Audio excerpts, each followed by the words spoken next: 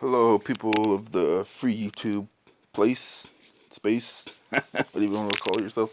Um, yeah, we got another video today, and today we're going to be looking at how EA is blaming Halo for Battlefield 2042's horrible launch, which is pretty dumb in my opinion, because the game is garbage because they made it garbage and they didn't really care. So we're going to be reading this news article by Gaming Bible, and we'll just check it out, see what these EA people had to say about it, because it's pretty ridiculous that they want to sit here and blame other people for their miscomings. So, yeah, let's get started. We'll just kind of skim through it a little bit, and yeah, we'll go from there. Battlefield 2042 is not the game anyone had hoped it would be. Yeah, that's an understatement. It's a it's a mess.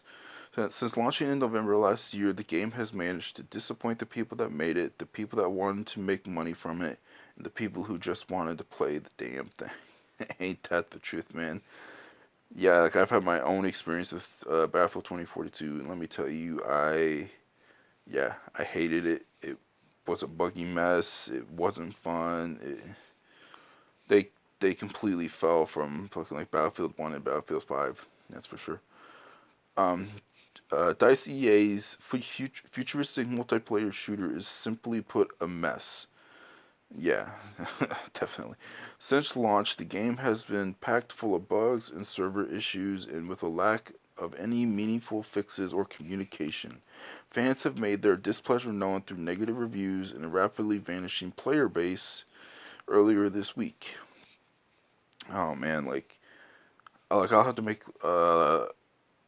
something on it, but man, that petition, dude, that like fans are doing, it's oh my god, it's so funny watching how many people are actually signing that.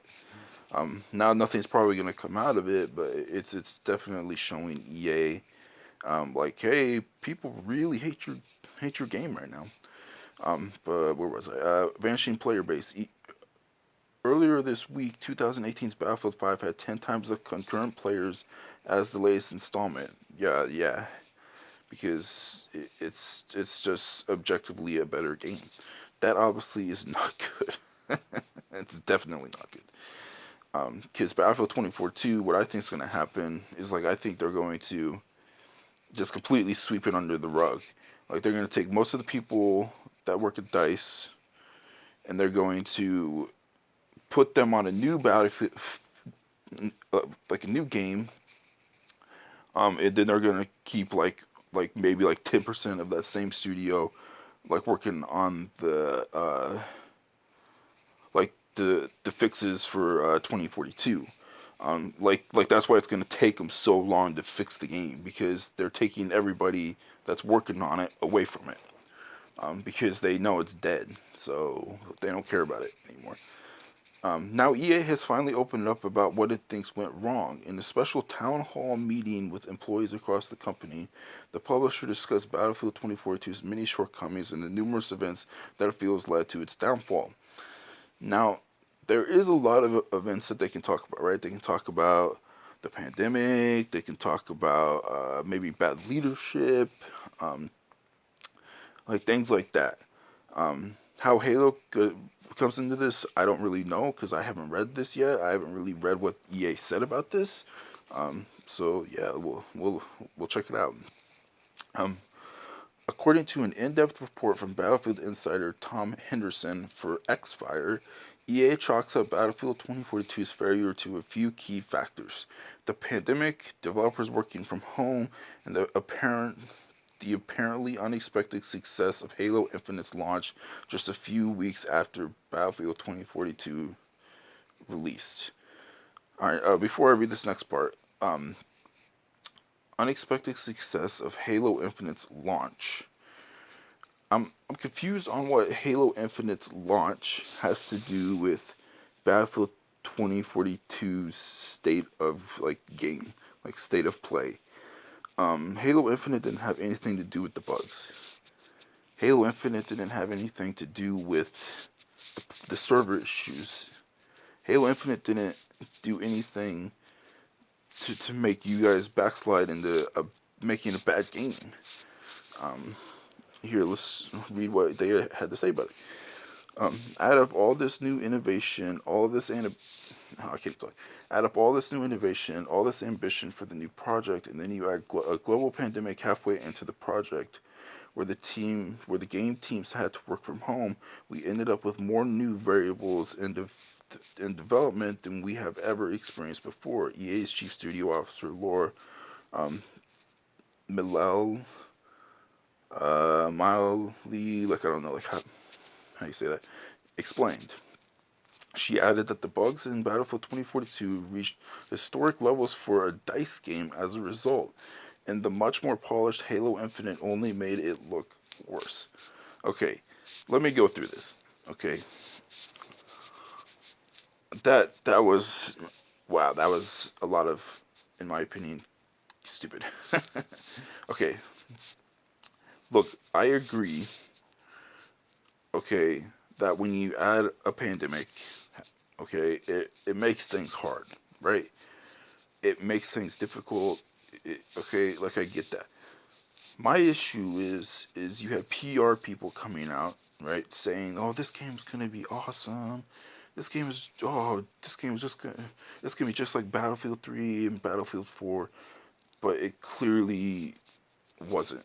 Um, and where the game teams had to work from home, that shouldn't matter either because if you're a hard worker, right, you're a hard working game developer, that shouldn't matter because you would have the same setup at home as you do at the office.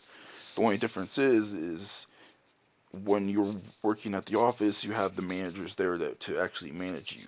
When you're working at home, you have to do like Zoom meetings and all that stuff. Even that, even when they had even when like the vaccines and like mask mandates and all that stuff coming out, dude, you probably could have started going back to work like a year ago, like with all those in place. Um, but evidently in what they really should have done with this game, right, is they should have definitely delayed the game. Like they should just put it off till next fall, next year. Um, that's the issue is that it's like, oh hey, let's release the game now, knowing that the game is in a horrible state, knowing that the game is filled with bugs. And like that's the thing, right? They knew it. They knew the game was filled with bugs. They knew the game wasn't going to be good, but yet they still released the game. And when you release a game like that, you're going to lose fans. You're going to turn people away, which then in turn, when your next game comes out, people are going to literally turn away and be like, yeah, you screwed us over last time, so we're not going to play it this time. Um, it's just a ridiculous thought process from these people. Like, I understand you need to make money, okay? I get that. But at the expense of making yourself look like fools in the process, and then you're gonna lose more money even next time when you release the next game because you lost fans. Yeah, it's full level, man. Um, like I'm gonna read like this part again. She added that the bugs in Battlefield 2042 reached historic levels for a DICE game. That's an understatement, bro. Like I've played Battlefield since Battlefield Bad Company 1. Okay, those older games, dude, were amazing, bro. The maps, the guns, the sound design, um, like even like Battlefield One was a great game. Battlefield 5, sure, it had its issues, but dude, the movement in that game was good. The sound design in that game was good. Like what? Like this is my question, right? Like what happened in over the past 4 or 5 years at Dice where it's like, oh well, then we're gonna make Battlefield 2042, which is missing so many features, missing so many things. The movement in the game is horrible compared to Battlefield 5 and Battlefield 1, and it's so buggy, it's so laggy. Doesn't even have a scoreboard. It's like why are you going backwards? Like you should have just delayed the game for another year, spent more time on it, um, learn learn the like to get out of this pandemic blaming and actually fix it, man. Fix the game. Um, and the much more polished Halo Infinite only made it look worse. I'm gonna sit here and I'm gonna say, even if Halo Infinite didn't come out, that did not make the game look worse. The game already looked as worse as it was going to look. Um, so for EA to sit there and even say that Halo Infinite had anything to do to make that game look any worse is complete baloney, complete crap. Um, Here, let's finish this out. Because, yeah, the article's almost over. So EA also lays a portion of the blame at the feet of the Frostbite engine. Okay, stop right there. Uh, why would you blame the Frostbite engine? Battlefield 5 was on the Frostbite, Battlefield 1 was on the Frostbite, Battlefield 4 was on the Frostbite, Battlefield 3 was on the Frostbite. Every single one of those games was on the Frostbite engine. There has not been an issue with the Frostbite engine up to this point. Why is there an issue with the Frostbite engine now? Like, you're making the same games as always. Why is there an issue with the Frostbite engine now? Like, that statement to me literally makes no sense at all. Because they've been using the same engine for the past like 20 years or something. Okay, here let's EA also lays a portion of the blame at the feet of the Frostbite engine, the engine that the publisher uses for the vast majority of its video games. Time that would otherwise have been spent shining up Battlefield 2042 and ironing out the kinks was instead dedicated to preparing Frostbite for PlayStation 5 and Xbox Series X/S, apparently. Okay, stop right there. Okay. Dude, the Frostbite engine has been on PC for years, 20 years again. All the difference is between a PlayStation 4 and a PlayStation 5 is the power. Why is it that the Frostbite, you had to make the Frostbite work so hard on PlayStation 5 and Xbox Series X? It's literally the same thing as a PC. So it that to me is just an excuse. Like, you should have been able to make that work on PlayStation 5 and Xbox Series X super quick. Like, you have so much time on PC that it's like, oh, hey, these consoles are just more powerful.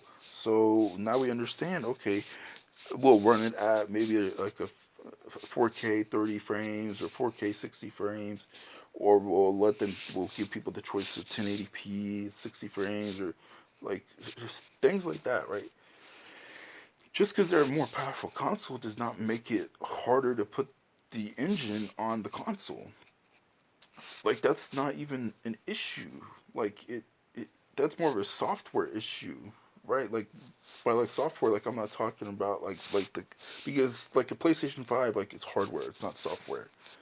Because the PlayStation 5 is just when they put the software on the PlayStation 5, how it runs on the PlayStation 5. So to sit here and to say that they're blaming that should have been the first thing you've done, was to make sure you can get it to run on those consoles. But it shouldn't have even been that hard to make it run on those consoles. Um, and then I'll read this last part, and then we'll finish up here. The report ends on a rather ominous note suggesting that the Battlefield 2042 development team will be restructured for a more streamlined development process. It's not clearly. Oh, it's I can't read, dude. It's not entirely clear what this means or where Battlefield 2042 goes from here. Um, that is Ewan Moore's news article from gamingbible.co.uk.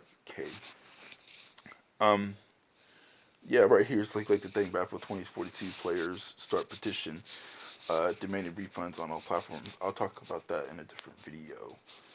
Um, but yeah, like, it seems like a lot of this stuff is just excuses, man.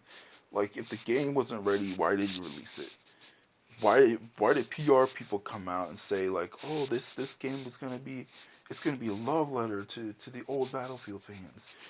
Or why like, why did they say with the beta, like, oh, this is a 6-month-old build, or like however long it was, but yet it clearly was the same game that they released. It was garbage, just like the beta was. Um, it's just a bunch of excuses to me, man. Like they, like, hopefully they'll learn, but like this last part right here, right?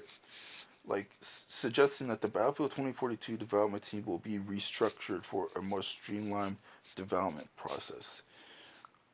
Well, see, what that means is they're taking all those people, well, probably about 75% of DICE right now, and they're just putting them on a brand new game. They're like, this game, this, like, they're not gonna revive 2042. Okay, they're gonna leave about maybe 15%, 20% of the devs, right, to work on updates for 2042. But like, that's why it's gonna take them so long to update the game. Like, that's why it's gonna take them till summer to even put out like an update for the game. Because they're taking most of the dev team and they're just putting them on a new game. They're like, this thing isn't even worth seeing. It's the same thing that happened with Anthem, like with like games like that. Okay, because if you look at Anthem, it was like, oh, we're gonna fix the game, we're gonna update the game, we're gonna do all this stuff, but they didn't do any of that. Um, and the game is still garbage. So we'll end it here. I want to thank you guys for watching the video. If you've like I can't even talk. I'm sorry. Like, if you want, like and subscribe. Like, this is kind of what we do like here, like on this channel, is we'll just kind of go through news articles. We'll kind of talk about it, and we'll just kind of see what's going on in the gaming space, or just in like like just in like whatever like happens, like in pop culture or like around. Um, so I will catch you guys later. Like, comment, subscribe, all about that stuff because everybody says it. But thanks for watching, and I'll catch you guys later.